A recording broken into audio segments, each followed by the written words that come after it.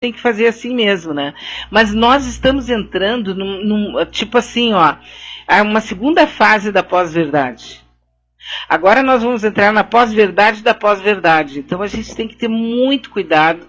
Essa eleição desse ano vai ser uma eleição mais imunda do que foi a outra. Aqui mesmo em Porto Alegre, a gente não precisa ir muito longe. Aqui na capital Porto Alegre, nós estamos vendo o prefeito se esmerando, junto com alguns vereadores, em mentir descaradamente com campanha eleitoral, já descarada, falando de uma cidade que não existe. De uma cidade super bem cuidada, super bem florida, super bem iluminada, super tudo isso hiper bem. Só que não está assim. Porto Alegre não está assim, é mentira. É mentira. E nós precisamos garantir a nossa lucidez em cima dos fatos que vão se desenvolver a partir de agora com interesse na eleição de outubro. Desse ano, cara... Eu estava vendo agora, ouvindo, né, esse material da Globo sobre as baixarias lá nas câmaras, nos congressos e tal. Aquela baixaria do Tchutchuca para rico e Tigrão para pobre, que foi dito, não é, pelo Zeca Dirceu para o Guedes, aquilo foi em abril do ano passado. E parece que foi ontem. Então nós estamos assim aceleradíssimos. A história está acelerada, de alguma forma, talvez lá no futuro eles vão explicar o que a gente está vivendo hoje, né? Mas, de fato, a gente está numa história acelerada. Hoje já é dia 7 de janeiro, já tem tanta coisa que a gente já fez, né?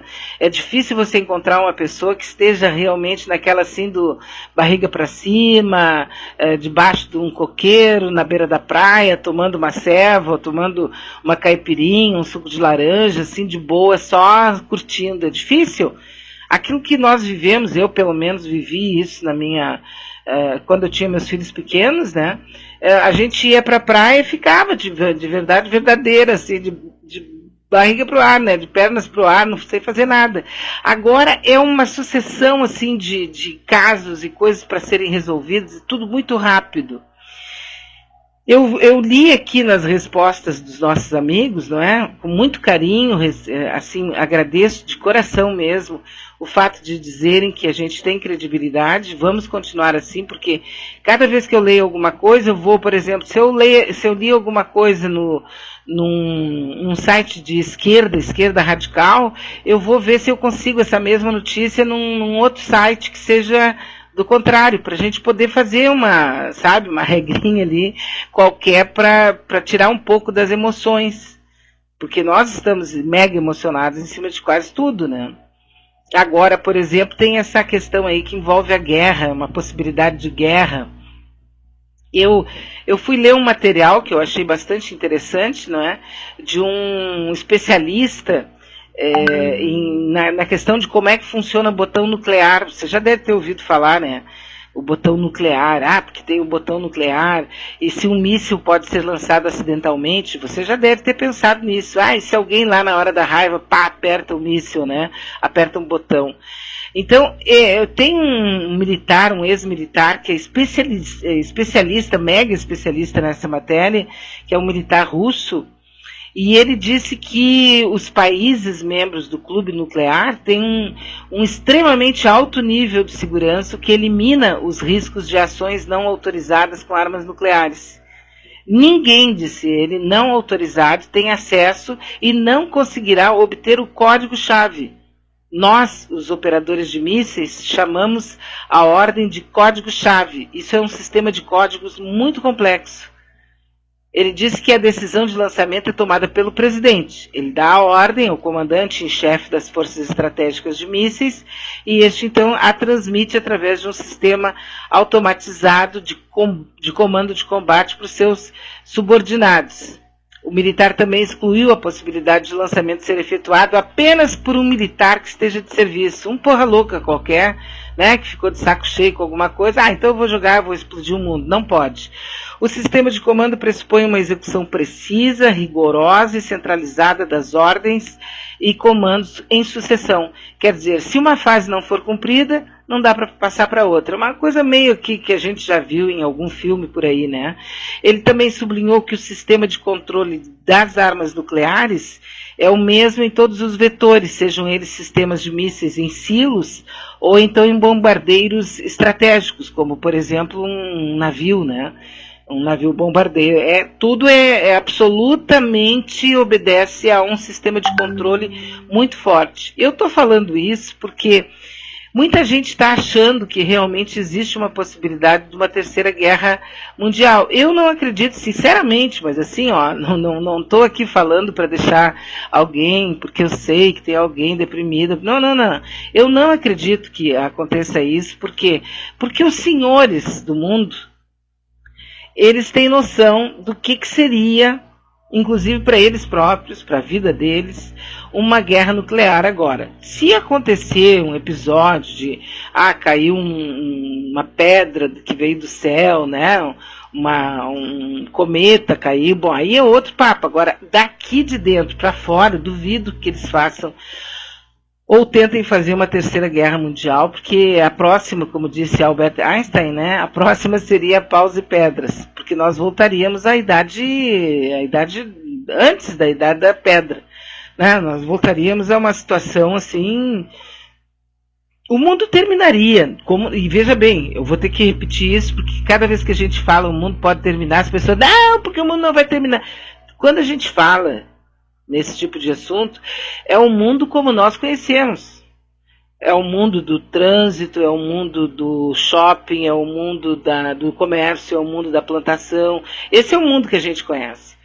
Num caso de uma hecatombe nuclear, esse mundo desaparece. É desse mundo que a gente fala. Então, menos, né, não precisa estar aquela emoção, de novo está falando em fim do mundo. Não, o mundo não vai acabar. Aliás, se um dia desse a Terra expulsar o bicho de duas patas, né, que jura que é muito racional, se a Terra expulsar, em pouco tempo a Terra se recompõe e toda essa parafernália aí que o ser humano conseguiu fazer desaparece, né? Coisa de algumas décadas e o planeta Terra se recompõe. E provavelmente muitas das espécies que já estão em extinção permanecerão, menos a raça humana, que eu também duvido que aconteça, entendeu? Nós estamos num auge do auge, já passamos a gente já passou do platô, né, dessa civilização, a gente já está em decadência, com certeza que sim, ou não, né? Também quem sou eu para dizer isso com tanta arrogância desse jeito. Mas o fato é que tá complicada a situação, porque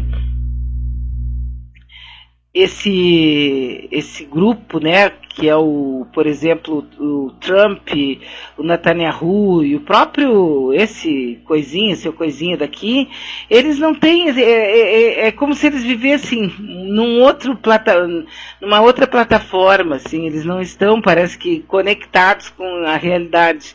E daí tu vai olhar para o outro lado, por exemplo, teve algumas ações feitas entre China, Rússia, Irã e Índia. Eles fizeram movimentos com barcos, movimentos de...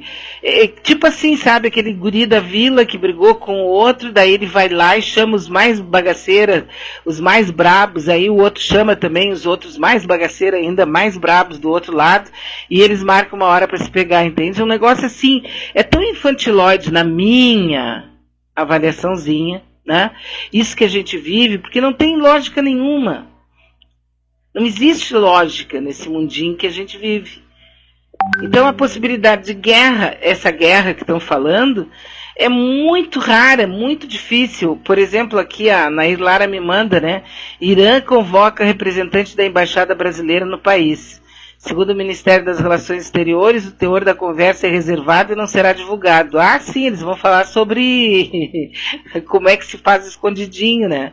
Ou então como é que se faz uma lasanha. Claro que eles vão falar sobre a questão que aconteceu, a questão do posicionamento do Brasil, que todos os especialistas estão dizendo que o porra louca nosso aqui, sempre de novo, né? Podia ter ficado quieto, alinhado aos Estados Unidos, mas de boca fechada, mas ele não consegue, né? Então, aqui ela diz, né, essa outra amiga aqui diz, o fiofó do embaixador nessa hora não passa nem Wi-Fi. Estão pensando que o Irã é Venezuela. Veja que nem na Venezuela eles entram.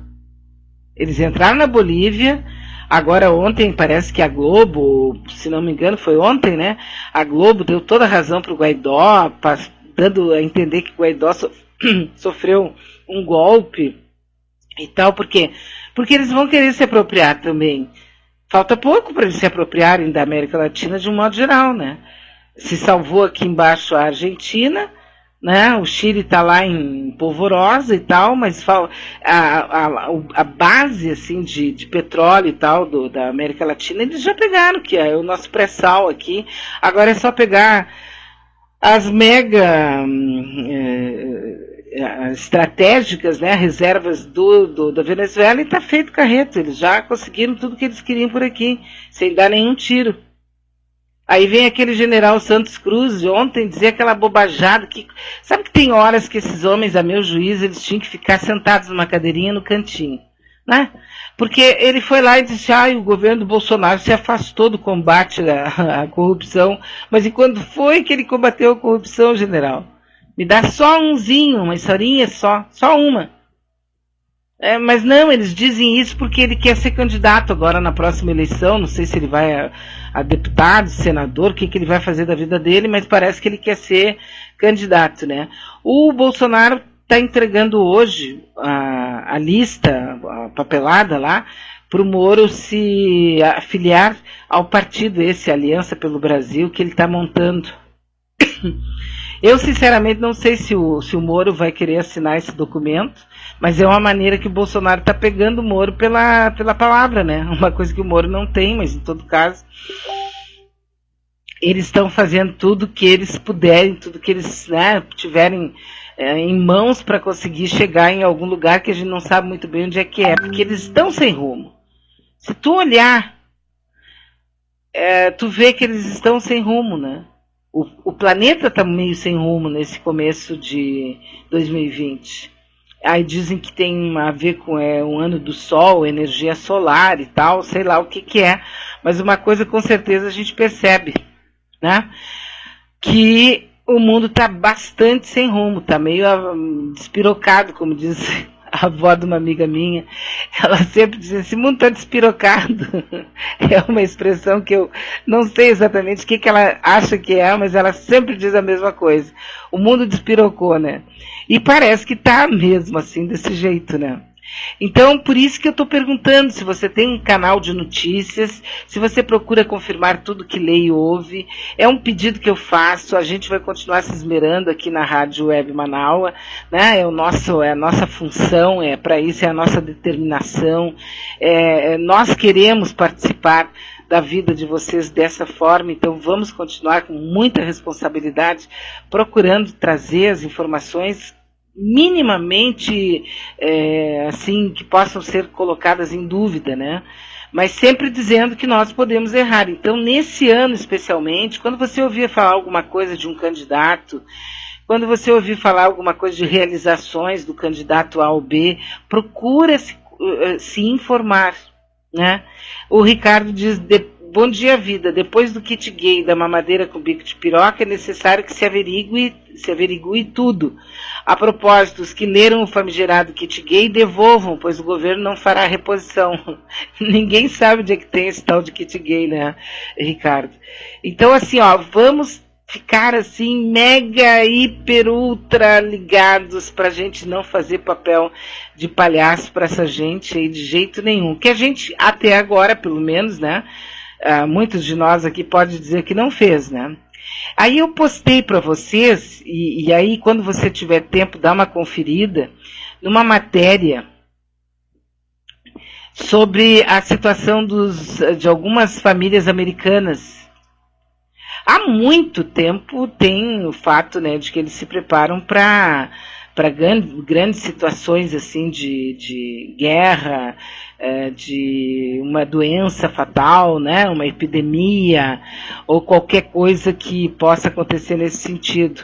A ansiedade contemporânea, ela tem uma visão assim dos bisavós, dos avós até, lá dos americanos.